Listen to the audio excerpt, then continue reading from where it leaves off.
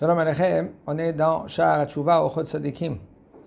Il nous a dit le Rav, quand un homme, lui, il voit qu'il commence à perdre la santé, des forces, doucement, il commence un tout petit peu à vieillir. Il n'y a pas d'âge. Il ne faut pas attendre, comme il nous a dit déjà combien de fois, il ne faut pas attendre à ces années-là, cet âge-là. Quand il voit que le corps, il commence à diminuer. Alors là, prépare ton voyage. C'est un voyage qui est très, très, très long. En général, le voyage, il est seul. Tu es seul. Tu es entre toi et le Créateur. Ça dépend de ce que tu as fait pendant toute la vie. Mais là, il nous dit, le Rav, que puisque tu vas prendre un voyage, alors le bonhomme, il commence à se préparer. Parce qu'il voit que son corps, il commence à diminuer ses forces. Et maintenant, il nous dit le Rav, le fait que l'homme, lui, toutes ses pensées, c'était dans le corps. Vous connaissez les gens qui vont du matin jusqu'au soir au gym, à la gym, dans le sport. Tu vois, ils vont. Les femmes, il y en a des femmes aussi. Tous les jours, ils sont obligés de marcher 1 heure. C'est bien, et c'est bien pour la santé, il faut. Aval, c'est pas rien que cela. Il faut savoir dans la vie, et nous, on perd dans la vie là ce kivun. Kivun, c'est la direction. La direction, elle est une. Dans ce monde-là, ramasse le plus que tu peux. Torah, mitzvot, ma'asim tovim. Arrête, qu'est-ce que tu vas faire maintenant? Vadaï qu'il faut faire, il faut s'occuper de la santé. Il faut faire du sport. Tu es obligé même de faire du sport. Mais ce n'est pas le but. Tu es obligé de manger. Mais ce n'est pas le but. Tu es obligé de t'habiller. Mais ce n'est pas le but. Tu es obligé de te rendre bien, en forme, beau des fois. Pas pour les autres. La femme, il faut qu'elle est belle pour son mari. Et lui, il est bien pour lui-même. Comme ça, il peut continuer. Parce que ça va lui donner des forces. Ces gens-là, il y en a des gens que tout leur but, c'est quoi? C'est ce monde-là. C'est leur corps. Et toute la journée, regardez, le bonhomme, il fait un mariage. Regarde la tête des gens où ils sont. Comment elle était la table? Quand est-ce qu'ils ont mis au milieu de la table? Comment c'était la chaise de la kala? Quelles fleurs qu'ils ont mis? Quelle couleur?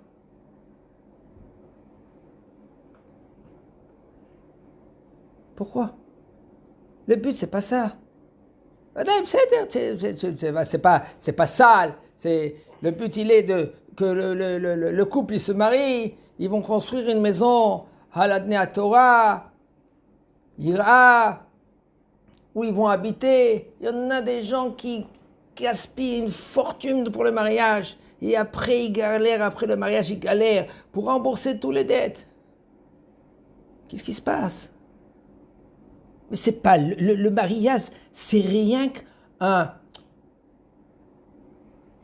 passage pour vraiment après la vie. Le bonhomme, il commence sa vie maintenant, le jour du mariage. Et qu'est-ce qu'il fait? Comment il commence sa vie? Il danse. Et après, le mariage est terminé. Et le bonhomme Barminan, il commence là, le mariage en pied gauche. Comment? Dans les dettes.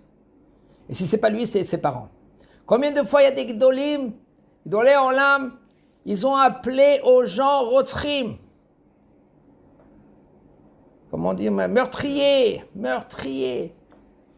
Tu veux ma fille en mariage? Tu es obligé de donner à ma fille une maison. Moite. Quoi, moite? Quoi, moitié? Comment c'est possible? Comment ils peuvent maintenant marier maintenant s'ils n'ont pas un appartement? Qui t'a dit maintenant que tu dois donner un appartement? Où c'est écrit que tu dois donner un appartement? Tu dois l'aider peut-être. Et ça dépend qui. Si c'est un bonhomme que lui maintenant qui travaille. Ils se mettent dans des dettes pour le mariage. Pourquoi? C'est un mariage, c'est un passage. Non, ma copine, mon copain, ils avaient une voiture telle, il faut que tu vas sortir. Ils avaient une robe telle, etc. Le bonhomme, ça s'appelle Olam Hazeh. Mais on a perdu la tête. On n'est pas dans le kivoun, pas dans la direction, la vraie direction. Fais un mariage comme il faut, respectueux. Mais waouh, il faut... Silomim, c'est les photos, les films, il faut que c'est un film, waouh, c'est un film, qu'est-ce que tu vas le voir? Tu vas le voir tous les jours, de 24 sur 7, tous les jours, tu vas le voir. Tu vois, c'est un beau film, ça va. Mais 12, 13, 15, 20 000 shekels, rien que pour... C'est le bonhomme, il est Trump. Il a une fortune. Ah, il ne sait pas ce qu'il va faire avec l'argent. Ah ben sinon, qu'est-ce qui se passe? Regardez qu'est-ce qu'il dit le Rav. Vechol inyanehem, et tout leur inyan, leur but, c'est quoi? Inyane gufam, leur corps. Oskim kol hayom beivle haolam. Tout le temps, ils sont dans le vide du monde. Velo itnu helek la Torah. Ils vont pas mettre dans la Torah. L'ira, la crainte d'Hachem. Et il dit le Rav Kama Embe Madriga Tartona. Comment ils sont très très bas. Pourquoi ils sont très bas? Parce que, où est la tête, où est la pensée? Et tu es obligé des fois de faire ça. Tu es obligé de te comporter comme ça. On t'oblige. Et sinon, tu n'es pas in. Et sinon, tu n'es pas correct. Et sinon, on t'efface. Ou sinon, tu n'es pas bien. Ou sinon, tout ce que vous voulez. Le bonhomme, lui, il fait selon qu'est-ce que la société lui dit. Mais qui t'a dit de faire comme ça? Qu'est-ce qu'elle dit la Torah? Qu'est-ce qu'elle parle la Torah? La reine, Mishéalar, Beshriut, Libo, Binourav.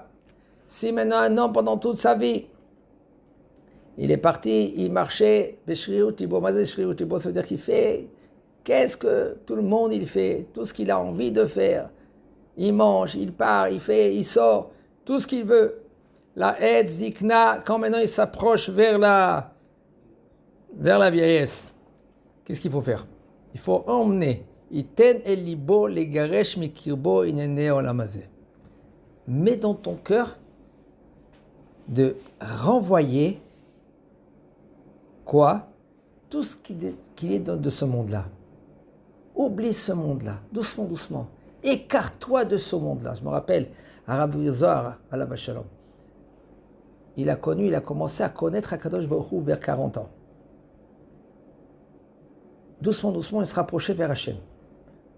Et même qu'il était encore attaché aux personnes qui étaient extérieures, comme le théâtre, ou par exemple ceux qui sont à la télévision, parce qu'il était obligé de rentrer dedans, même de faire des films pour rapprocher Am Yisraël, de faire tchouva.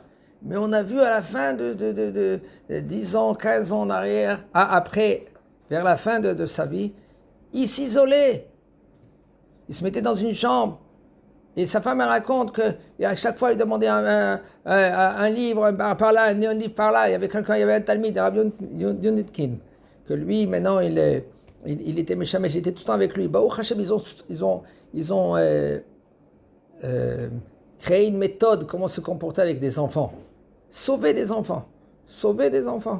Des jeunes, comment qu'ils étaient, en général, l'âge de 12 ans, 13 ans, 14 ans, l'enfant, il commence un peu...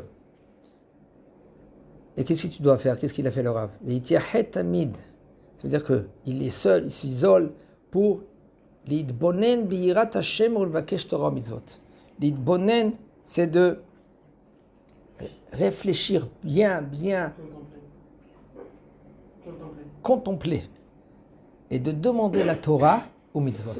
Combien de fois on voit des gens, doucement, ils arrivent vers la vieillesse. Qu'est-ce qu'il fait le bonhomme? Allez! Je ne veux pas rater ma vie. Qu'est-ce que ça veut dire, je ne veux pas rater ma vie, mon pépé? J'ai rien. Toute ma vie, rien que je travaillais. Qu'est-ce qu'ils font? Promenade. Ils vont à Londres, ils vont en Amérique, ils vont en Thaïlande, ils vont à Mexico, ils y vont. Qu'est-ce qu'il fait le monsieur? Il tourne. Je ne veux pas rater. Qu'est-ce que j'ai raté quand j'étais jeune? Qu'est-ce que tu ne veux pas rater, monsieur? Mais tu n'as pas compris, j'ai rien vu. Qu'est-ce que tu veux voir? Je veux voir le monde. Mais est-ce que ce monde-là, c'est de voir le monde? C'est quoi? Ce monde-là, c'est pour ramasser. Ramasser quoi? Des cacahuètes, des pistaches, de l'argent. Ramasser Torah, Mitzvot, Maasim Tovim. Kadosh Baruch Hu, il n'a pas besoin de ce monde-là. Pourquoi ils nous ont mis dans ce monde-là? On a oublié. Alors le bonhomme, va promener. Va promener. Va prendre de l'air. Tu as besoin de l'air, va prendre de l'air. Alors quel est le but? Si maintenant, de ta journée, quand tu arrives à la vieillesse, je parle avec des vieux des fois, je dis, c'est fini, allez, m'aspique, tu es arrivé à 65 ans, allez, bouge. Attends, je veux tourner un peu, allez, je vais aller en Belgique. J'ai pas vu la Belgique. J'ai vu Géorgia, j'ai pas vu la Belgique. Il y a la Suisse, il paraît c'est magnifique là-bas. C'est-à-dire, va 2-3 jours, fais un aller-retour. Et toute ta journée, qu'est-ce que tu fais?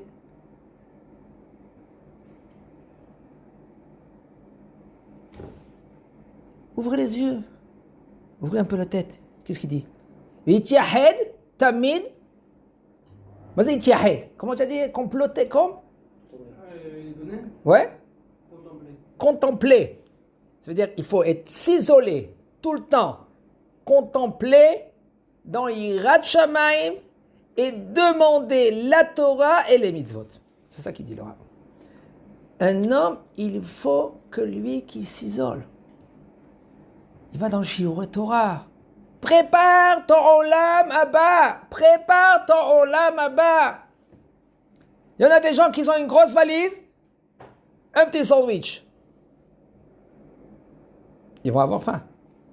Olam Haba, il est très long, il est très long, il est très long. Vous savez quelle la honte, Olam Haba. Que le bonhomme, il se trouve dans un bête, un midrash, il comprend rien. On lui dit, c'est bon, tu n'as pas fait des péchés, tu étais bon, tu étais gentil, tu étais merveilleux. Mais tu n'as pas étudié la Torah. Tu n'as pas ramassé des mitzvot, l'imout Torah. Alors, c'est-à-dire, tu vas voir au soir Gan Eden, mais tu vas être dans un bête midrash. Et d'accord, c'est magnifique, c'est beau. Oui, mais tu ne vas rien comprendre. Vous savez quel tsar qu'il a le bonhomme? Quelle peine qu'il a le bonhomme? On raconte qu'il y avait Shmuel. Shmuel, c'était un gdolador, bar plukte des Rav. Et voici que son père, il s'appelait Abba. Il est décédé et il était, il avait l'argent des orphelins. Tous les mois, il donnait aux orphelins de l'argent, comme un petit banquier comme ça. Et voici que son père il est décédé, ils sont venus vers Shmuel, ils disent on veut notre argent. Il dit maintenant vous voulez votre argent, mais le problème il est que je ne sais pas où il a mis papa l'argent. Et ils ont dit t'es voleur, tu es obligé de nous donner l'argent. Et voici qu'il dit mais écoutez, je ne sais pas. Et voici qu'il était très triste. Où il y va? Au cimetière. Et il crie Abba, Abba, Abba, Abba. Il y a une voix qui sort et dit il y a beaucoup Abba dans le cimetière. On lui dit Abba, Aboua de Shmuel, le père de Shmuel.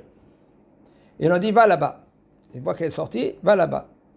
Et il est arrivé là-bas, il voit le tombeau de son père. Et voici qu'il parle avec son père. Shmuel, il parle avec son père. Il dit Abba, qu'est-ce qui se passe? Où est maintenant l'argent des Yetomim, des orphelins? Il dit écoute mon fils, je vais te dire où est l'argent. Où il y a le moulin dans la maison. Sous le moulin, il y a 3 étapes. Première étape, c'est mon argent. Deuxième niveau, c'est l'argent de ton argent à toi, que je mets de côté pour toi. Et le troisième niveau, c'est l'argent des orphelins. Je dis, pourquoi papa tu as fait comme ça? Il dit, j'ai fait comme ça parce que s'il y a des voleurs qui vont venir, ils vont prendre le premier niveau. Et là, c'est mon argent à moi. Au moins qu'ils prennent cela, ils ne vont pas prendre le reste, etc. Jusqu'après, j'ai gardé l'argent des orphelins. Et il commence à pleurer et rigoler. Son père. Il dit, papa, pourquoi tu rigoles et tu pleures? Il dit, je pleure, c'est parce que il n'a pas encore beaucoup de temps encore resté dans ce monde-là. Et il rigole. Il dit, pourquoi tu rigoles? Il dit, je rigole parce que tu es un gadol. Dans ce monde-là, tu es un gadol. Et Bashamaim, dans le ciel, on te considère très, très, très, très. Il dit, ouais, raconte-moi qu'est-ce qui se passe en haut. Il dit, ouais, il y a comme ça, il y a Rabbi Afas, que lui qui se trouve en dehors de Beth Midrash. Il dit, pourquoi il est en dehors de Beth Midrash? Et là-bas, il est triste. C'est sa punition. Il dit, pourquoi? Qu'est-ce qui s'est passé?